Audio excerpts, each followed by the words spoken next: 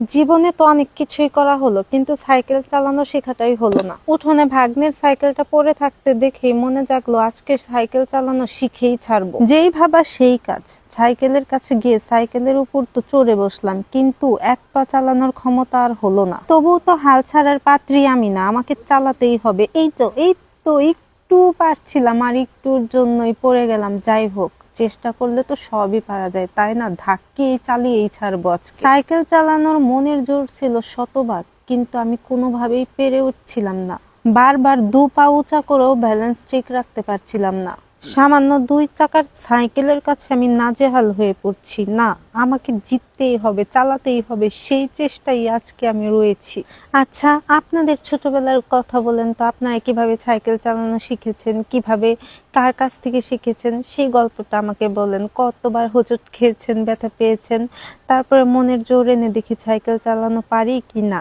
যদি এই সামান্য সাইকেলই না চালাতে পারি, তাহলে আমার মোটর সাইকেল চালানোর শখ কিভাবে পূরণ হবে? না না, এর হতে পারে না, আমার সাইকেল চালাতেই হবে। যাই হোক, আমার ভাগনা তো সাইকেল চালাতে পারে, তার হেল্প তো আমি নিতেই পারি। তার হেল্প করাতে যদি সাইকেল চালানো পেরে যাই, এজন্য তাকে ডেকে নিলাম যে একটু আসো, আমাকে হেল্প করো। সে সামনে ধরে আমার ব্যালেন্স ঠিক রাখার চেষ্টা করছিল, কিন্তু সবই বৃথা চলে গেল। আসলে ছাগল দিয়ে যে হাল চাষ হয় না, সেই প্রমাণ আমি আজকে আবারও পেয়ে গেলাম। নিজের উপর এত লজ্জা লাগছিল, তারপরেও আমি থামছি না। এই যে চালানোর চেষ্টা করতেছি, ভাগ্নে ধরে রাখার কারণে 2-1 কাক আমি দিতে পারছি, আগাতে পারছি, কিন্তু এটা পুরোটাই নিজের চেষ্টা না। আমার ভাগ্নে সামনে ধরে আছে, এজন্য আমি আগাতে পারছি, কিন্তু শেষমেশে যে আমি নেমে গেলাম, হারটা আমি মেনেই নি। কিন্তু এতগুলা বাচ্চার সামনে আমার এত লজ্জা লাগছিল যে এত বড় একটা ডেমরি মেয়ে সাইকেল চালাতে পারলো না, কিন্তু এই যে ছোট ভাগনা কত সুন্দর করে সাইকেল চালিয়ে চালিয়ে যাচ্ছে। এজন্য সেখানে আমি আর বেশি দেরি করলাম না, কারণ যত দেরি করব এখানে আমার তত অপমান হবে। এজন্য আমি এই যে মুখ লুকানোর জন্য ঘরের দিকে চলে যাচ্ছি, আর এখানে আসবো না। এর মধ্যে দেখলাম আমার ভাগ্নেও সাইকেল নিয়ে পড়ে গিয়েছে। তারপর আমার ভাগ্নে আবার একটা ছোট সাইকেল কোথা থেকে জোগাড় করে নিয়ে এসে সেটা চালাচ্ছে। আমাকে বারবার বলতেছে যে আন্টি আন্টি, তুমি এই ছোট সাইকেলটা চালাও, এটা চালাতে পারবে।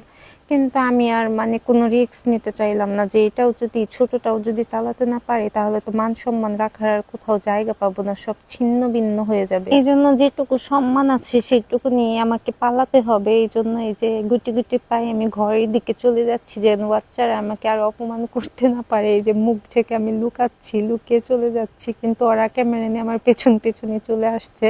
তাতে কি হয়েছে, আজকে কোনোভাবে আমি আর মুখ দেখাবো না ওদের সামনে। মুখ দেখানোর আমার কোনো জায়গায় রইলো না। সামান্য একটা ছাই